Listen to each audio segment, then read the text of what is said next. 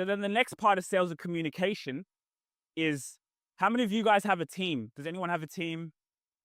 1 to 10. Your goal for the people who have a team, your goal is to make your sales team redundant. What do I mean by that? I'll give you another example. I know a famous entrepreneur in America, Patrick Bet-David, right? I watch all his videos, inspirational. I liked one of his posts on LinkedIn. He has a big consultant company. As soon as I liked one of his posts, one person from the team messaged me and said, hey, I saw you liked the post of our founder, Patrick Bet-David. Would you like to learn more about, the company and to work with him? I will never meet him there, but I'm so much easier to go and do business because I already know who he is.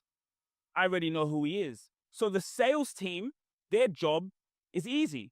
Our sales team, for me right now, because we're looking at billion-dollar valuations, where every time I have a meeting, when I have a sales meeting, what do? I document it. The camera's recording. Because now we have SOPs, people can watch, the team watch, how do you conduct a meeting? How do you listen?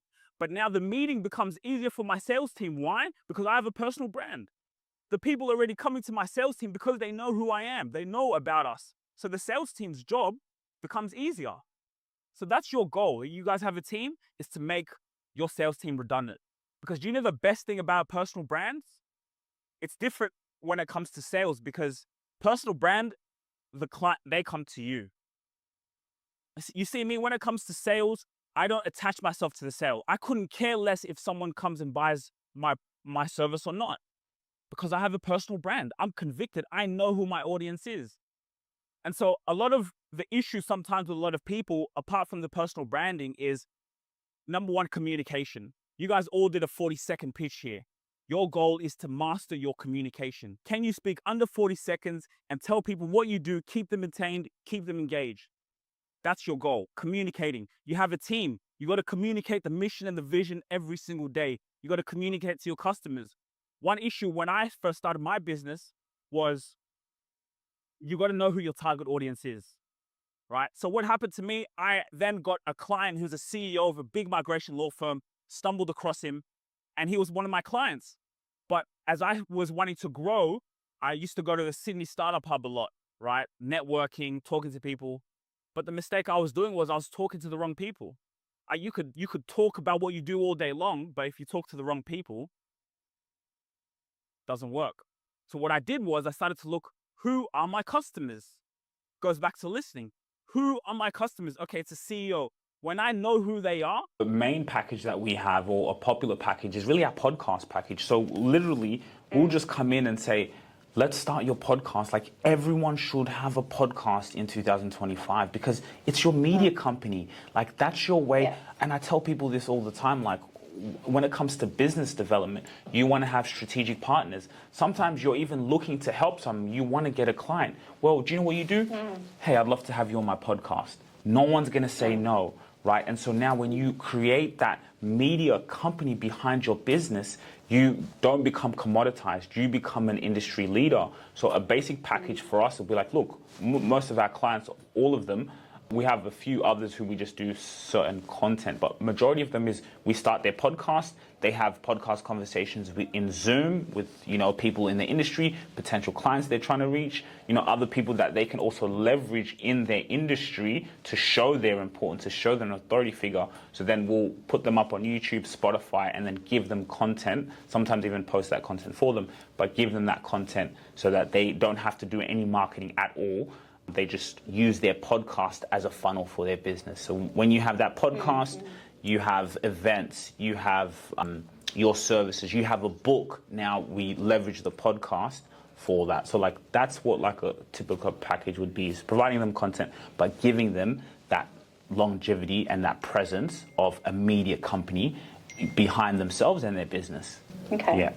Yeah, and so what do your packages start at? Just setting up your whole podcast. So you have it on YouTube. A lot of like, for example, we have some clients, they have a marketing team, right? But the problem is their marketing team just struggles to get the content. So we'll do with that basic package, we just give them all the content. Now their marketing person has so much content for the month, and then they could do what we do. Like, we'll give them all this content, but if you can't post it or if you don't have the wherewithal to handle it, of course, and they don't, then like... Yeah, podcasting, I've considered it, and I guess that what am I trying to say? I know that it's something that everyone does now. It's not something that clearly I have not done. And I guess probably where I get stuck, and, you know, it's probably, I'd imagine it's a common thing, is like, you know, well, what would I even talk about? So does anyone have any questions? Anyone have any questions on how you can improve your communication, how you can improve your sales, how you can get those sales to come to you? Start yourself. Start documenting. Start, you know, getting the camera out and seeing how you can, you know, document things in your life, right? Again, like as I said, I'm doing this here, recording these conversations. So how can you just document and talk to your customers? So for example, I talked about targeting people, right? You serve someone. Let's say you get out the phone and say, are you going through anxiety? For example, if that's what your business is. Are you a 38-year-old mother who's going through anxiety and is struggling with this? What am I doing? I'm communicating to my customer. So we all have a phone. I tell people all the time, if you have a phone, you have a media company in your hands. What people don't realize is every single person here has a media company. And when you treat your business like a media company, that becomes scary. That's the game changed for me when I started to see we're not just a podcast, we're a media company. Because when you build a media company, you build an ecosystem. When I'm sleeping, when I'm on holiday, when I'm elsewhere, we've built up so much intellectual property. We have a sales team, everything is coming through because why? They can go in and watch the content. When I go networking, someone will meet me in person, they love the energy. But what are they going to do? They're going to go and Google me. And when they go and Google me, I don't have to say anything. So personal branding comes to one thing, comes to your reputation. What do people say about you when you're not in the room? I've been here at BX for a year and I've loved it, to be honest. The other day, someone called me in the North Sydney and someone said, oh, I'm looking for a social media person. 3 people stood up and said Sugira Rubasha. And that person now became a client. And I wasn't even in the room. So reputation, reputation, reputation. And social media allows you to digitize your reputation. If you don't do it, your competitors will. So that's what you have to focus on. Or you get that help. Go. 20? Yes. Well, like I really like to focus on where my customers are. Because we've kind of built the media infrastructure, I'm everywhere. Everywhere you go, we're going to be there. But I know that's a lot for people. 20 times a day, you might, yeah, it's an exaggeration, but I mean it. But what I mean is be in front of where your audience is. So what do?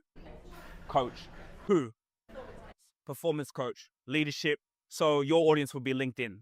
So post on LinkedIn 20 times a day and talk to those coaches, show case studies, articles, newsletters, videos. Be exactly where your customers are.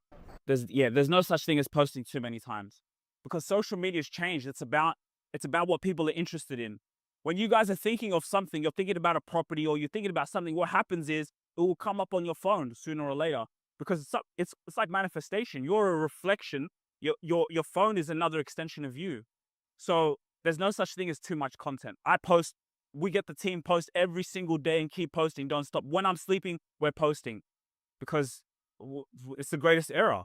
So there's no such thing as too much posting. Any more questions?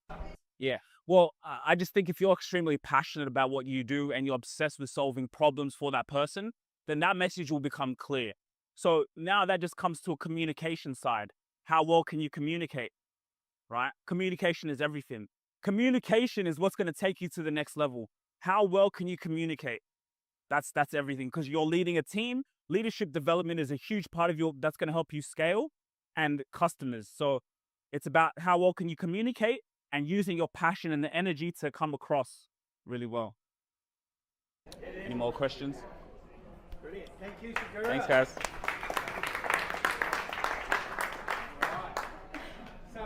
At ETS Rubasha Media, we help you become an industry leader. How? Well, we manage your podcast. A podcast is one of the most powerful ways for you to get your voice out there authentically, so you can teach and be an expert in your industry.